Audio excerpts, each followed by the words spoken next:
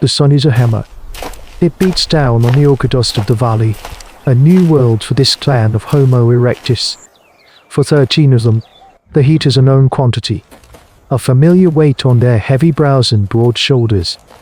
The old man, his skin a map of scars and seasons, squints at the horizon.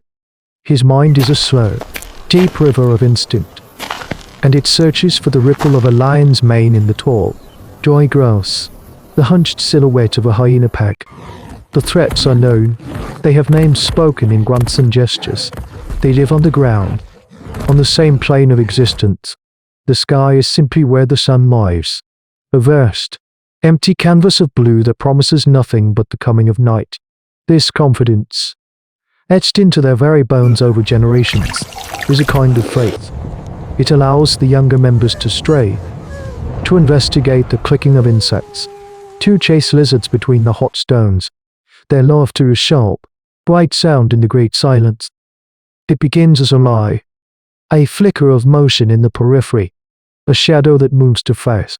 It is not the gentle drift of a cloud, but a knife cut across the blinding dome of the sky. The old man looks up, not with alarm, but with curiosity. Then comes the sound, a piercing shriek that is not of the earth. It is the sound of tearing air, on a small rise. A young male, barely more than a boy, holds up a skittering gecko, proud of his small contribution. He is looking at his mother, a wide grin on his face. He never sees the shadow that consumes him. There is a concussion of air, a sound like a heavy hide sail splitting in a gale. An impossible shape, a feathered nightmare of immense scale, blots out the sun for a single, terrible heartbeat. Talons, thick as a man's arm and black as obsidian, are not just claws but hooks forged to carry away life. The boy's proud grin dissolves into a single, choked cry that is cut short with sickening finality. The clan is stone. They are a sculpture of disbelief carved into the landscape. The thing, too vast to be a bird, too swift to be a dream, is already ascending. It beats its colossal wings just once.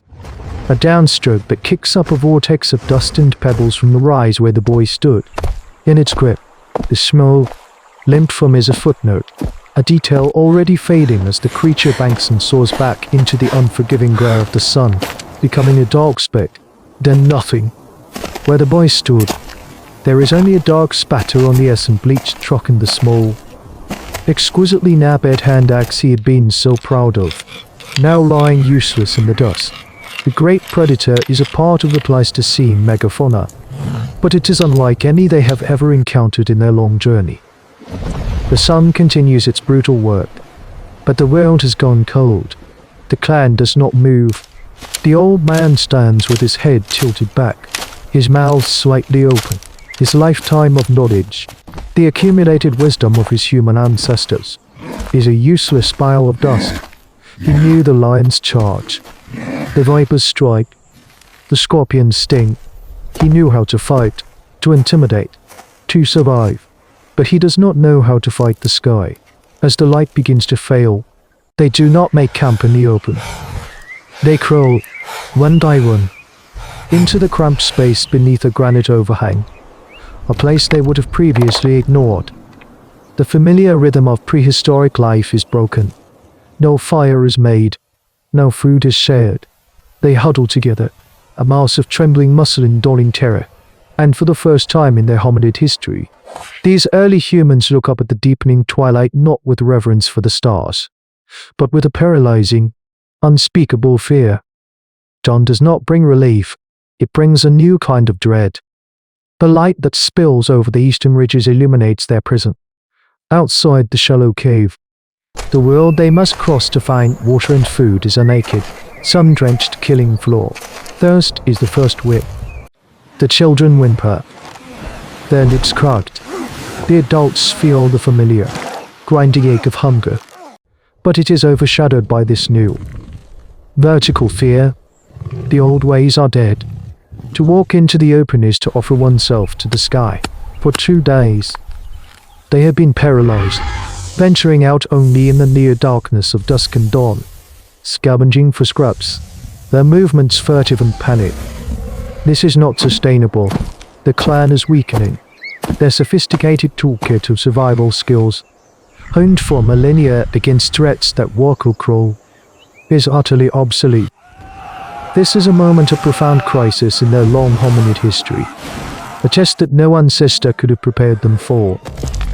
A young, powerfully built male, his patience shredded by the cries of his mate and child, can bear it no longer. He picks up his axe, gives a sharp grunt of defiance, and sprints from the mouth of the cave toward a thicket of acacia, where he's 100 paces away. The act is born of desperation, a rebellion against the tyranny of this new god. The clan watches, collective gasp held in 26 lungs. His feet pound the hard-baked earth. 10 paces, 20, 30. He is a single, moving target in a vast, empty arena. From the cave, the old man emits a low, urgent groan, not of warning, but of despair. It is too late. The male is committed. Then, from the blinding glare of the sun, the lie returns, the shadow that moves too fast, the shriek that is not of this ancient earth. The male sees it. He falters, his defiant sprint breaking into a panic, stumbling run. He looks back at the cave, his face a mask of primal terror, an appeal to a safety he has already abandoned. He will not make it. He does not die. In a spasm of instinct, he throws himself sideways, crashing into a low, thorny bush at the same moment the raptor adjusts its descent. The talons, meant for his back and skull, slice through the empty air where he had been a microseldont before. One hook catches the bush, tearing a branch as thick as his leg clean off. With a scream of fury and frustration, the great bird aborts its attack, its immense wings catching the air to laboriously climb back into the sky. The male, bleeding from 1,000 scratches, scrambles on all fours, crab-like, back to the cave's entrance and collapses into the shadows, shaking uncontrollably. He is alive, but his spirit is broken. The lesson, however, is not. The clan saw. The predator is fast, but it commits. It descends from a great height. There is a moment, a small, precious window to react. This is the birth of a strategy. It is not spoken in words, but in the language of shared experience and dawning intelligence. The old man is the catalyst. He moves to the mouth of the cave and points. He points to the thorny bush, then to a large boulder 20 paces beyond it, then to the shadow cast by a solitary, stunted tree, a path, a series of islands in a sea of death. He then turns and touches the two keenest-eyed adolescents, a male and a female. He gestures for them to stand at the edge of the light, their backs to the cave wall, and points at only one thing: the sky. They understand. They are the eyes. They are the warning. The first designated sentinels. The clan will now move as a single organism. Two will run, low to the ground, while the others wait in cover, and the sentinels watch. This is more than a tactic. It is a profound social innovation. A chapter in this evolution documentary written in tear and sweat. They are no longer just a family. They are a unit, adapting their very society to fight a monster they cannot kill. The age of the lone individual is over. The new rhythm is exhausting. A dash, a frantic scan of the sky, a breathless wait in the inadequate shadow of a boulder, then another dash. It is a life lived in panic. 60-second increments. The clan survives, but it does not live. Their world has shrunk to a series of terrifyingly exposed pathways between safe harbors. A gazelle, felled by a lioness and partially consumed, lies in the open 200 paces from their cave, a life-saving bounty of protein and fat that might as well be on the moon. The risk of crossing that open ground, even with sentinels, is too great. For a day, they watch it from the shadows, hung and away at them, as vultures begin to circle. It is a slow, agonizing defeat, but the world is not static. The sky darkens with clouds. The air grows thick and heavy. A storm is coming. A jagged spear of white light hits a thicket of resin and a bush on a nearby ridge. The thunderclap that follows is a physical blow, shaking the very stones of their shelter. A fire starts, but this is not the clean, hot fire of dry wood. The plants are green, full of sap. They do not burst into flame but smolder, spewing a vast, churning column of thick, acrid smoke into the sky. And then the shadow appears. The great raptor, drawn by the possibility of panicked animals fleeing the fire, becomes its lazy, observant circle. The old man watches, his mind not on the fire, but on the predator. The bird soars above the smoke. It glides around the edges of the plume. At last, but it never flies through it. Bank. It cannot see. Its primary weapon, its impossible vision, has been neutralized. A connection is made, not in language, but in a flash of pure, unadulterated insight. It is a moment of cognitive dawn for these ancient humans. The old man grunts. A sharp, commanding sound. He points at the smoking bush, then mimes the choking smoke. And then, crucially, he points to the sky and makes a gesture of blindness. Two of the fastest young males understand. It is a desperate gamble. A choice between the certainty of slow starvation and the sliver of a chance. They break from the cave, running not towards safety, but toward the fire. They grab broken, smoldering branches, their hands blistering on the hot wood, and race back, trailing plumes of grey smoke.